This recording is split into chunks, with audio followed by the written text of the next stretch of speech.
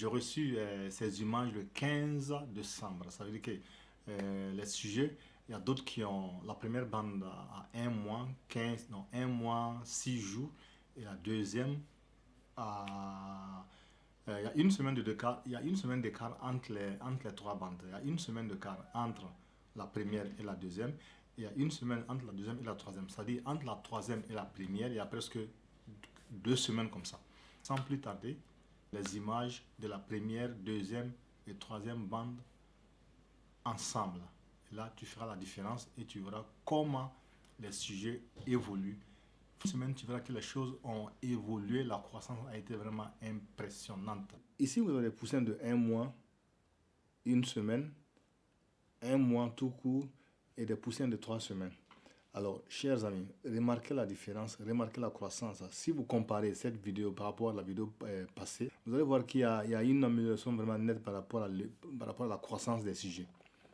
Voilà, et c'est pas si vous le constatez que les sujets qui ont un mois, une semaine, ont vraiment une croissance impressionnante. J'ai l'impression que c'est des sujets de disons, 2 mois, hein, parce que quand tu compares par rapport aux autres fermes, tu vois qu'il y a une grande différence par rapport à la croissance de ces poussins-là.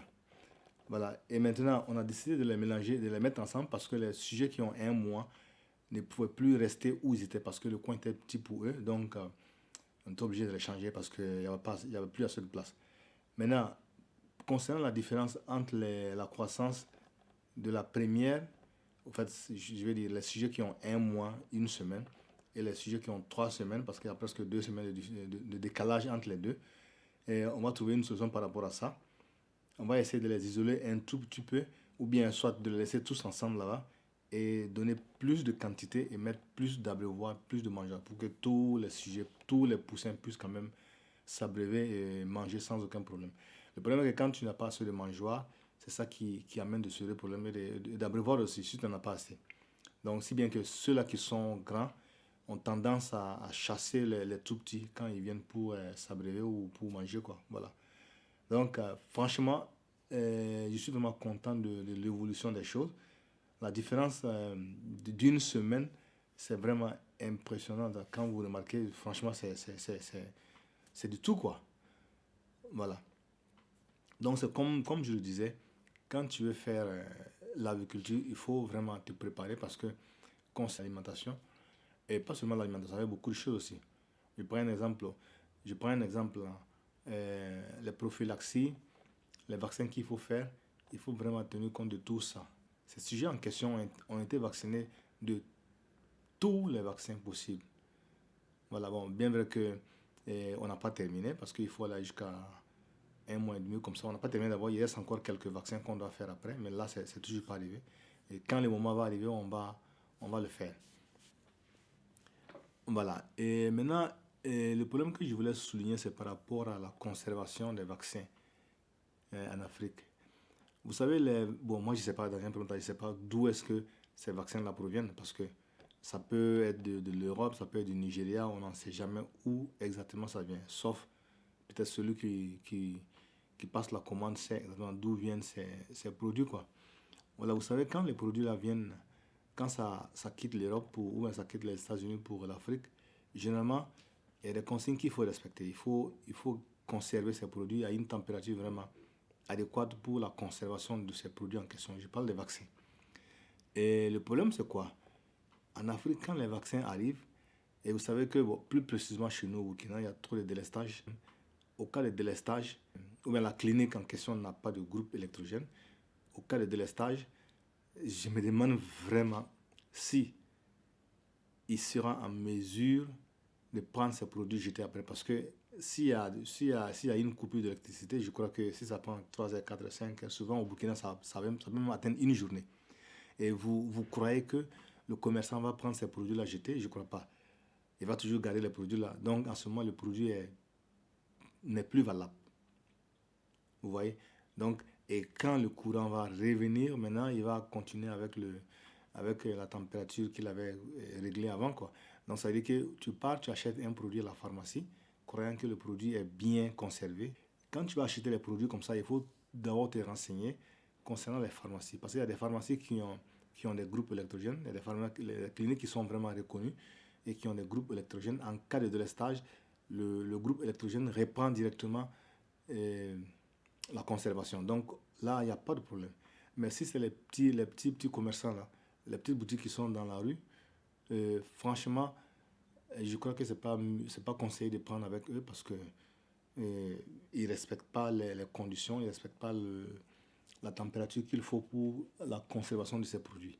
Alors moi, je te conseille, si tu veux prendre, il faut d'abord te renseigner où est-ce que tu peux avoir de bons produits et quelle pharmacie officielle distribue ces produits vétérinaires. Parce que c'est vraiment important. Sinon, c'est de l'eau que tu vas acheter, croyant que c'est des produits que tu es en train de soumettre à tes poussins, quoi. Voilà, donc il faut tenir vraiment compte de ça.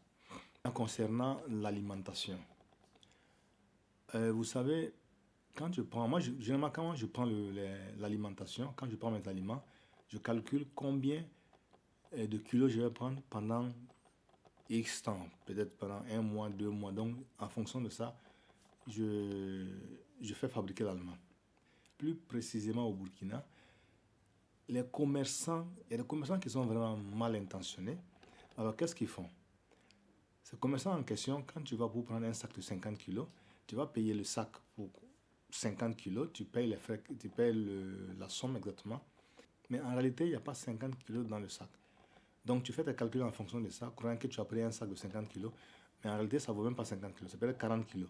Donc, qu'est-ce qu'il fait le commerçant? Il va enlever quelques kilos.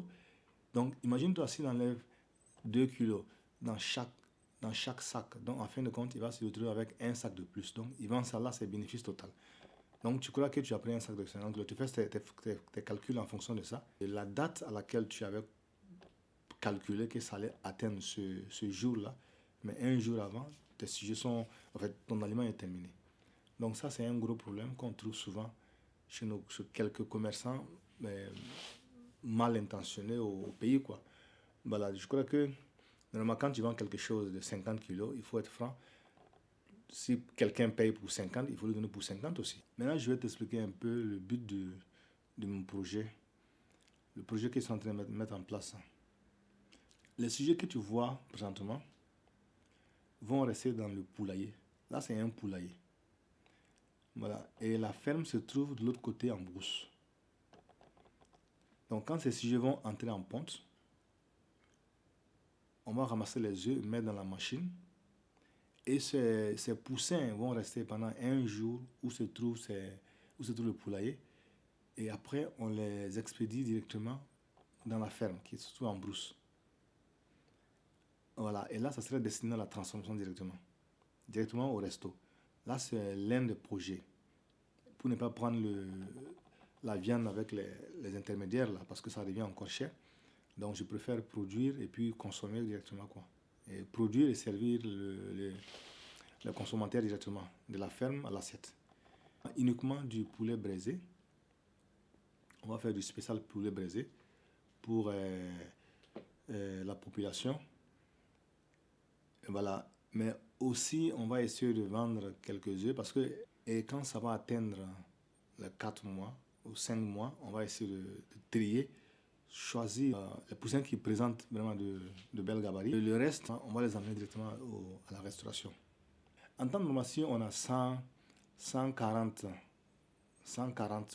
poules ici, tu sais, 140 poules, il te faut quelque chose de 35 coques ou 30 ou 40 coques. 35 coques comme ça. Voilà, parce que normalement, c'est 4 poules pour un coq ou bien 3 poules pour un coq. 140 poules, en temps normal, tu dois ramasser 100 par jour, 100 œufs par jour. Donc, si on parvient à ramasser 100 par jour, la machine que j'ai n'a pas une capacité de prendre tous ces œufs-là. Donc, on sera obligé de vendre les œufs. Ces œufs-là coûtent 7500 l'alvéole. Parce que c'est les œufs de Goliath, c'est les œufs fertiles Goliath et Kyriolais. On a pris des bidons et essayé de faire des mangeoires et des abreuvoirs. En fait, c'est pour essayer d'éviter un peu les dépenses. Tu vois, de minimiser les coûts, quoi. Tu vois, au lieu de payer beaucoup d'abreuvoirs, beaucoup de mangeoires, on peut chercher un bidon quelque part. Et voilà, on découpe. Mais l'erreur qu'on a eu à faire, je ne sais pas si vous avez remarqué qu'il y a des poules qui entrent dans ces bidons-là.